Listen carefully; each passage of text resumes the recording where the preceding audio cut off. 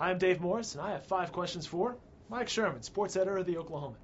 Today, George Mitchell unleashed his report on baseball's drug culture. And Mike, what's the biggest news in the Mitchell report? Dave, it's naming of names, and big names, new names.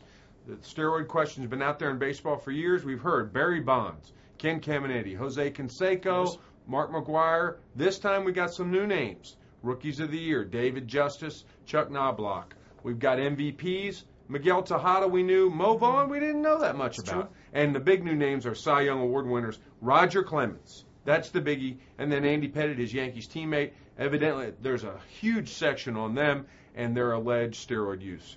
Interesting stuff.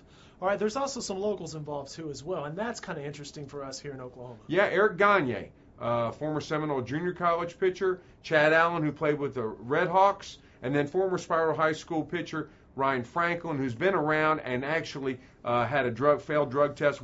This has all been reported, but it's detailed a little bit more in this report. Well, what did baseball know, and when did it know it? Well, back in the 80s, the great baseball writer Thomas Boswell of the Washington Post was sort of hooted down for when he wrote about Jose Canseco's steroid use. Well, that could just be the first time baseball turned a blind eye towards his steroid use. This Mitchell report, however, goes on over and talks about how general managers, club presidents, managers knew about drug use on their team, didn't tell baseball about it. So it's not just players getting named here, it's front office people. Yeah, some people were worried about it, that it would just be looking at the players, but it took a look at all of baseball. Well, critics are saying many of the names named here are based on hearsay. They're saying that report violates the confidentiality principle of all drug testing programs. There is some hearsay testimony in this document here. Brian Roberts of the Orioles. Brian Roberts of the Orioles second baseman. He's named by another guy named Larry Bigby, who more or less doesn't know for sure that Brian Roberts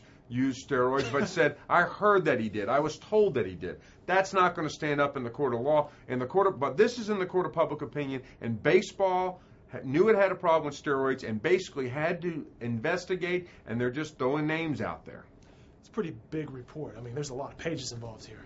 Yeah, there's pages of canceled checks from clubhouse attendants that guys like Rondell White, $3,200 from Rondell White. Lots of checks. Right there you can look at them. Go on News OK and look at them. It's just, what was that for?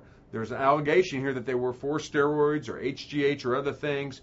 We don't know, but that's what the Mitchell report says. Well, Mike, a lot of this report is based on, of all things, the interviews of a former New York Mets bat boy. Is it reliable? I don't know. Federal investigators got this guy, Kurt Radomski. They got all these steroid shipments to him. They've been investigating him for a year or more.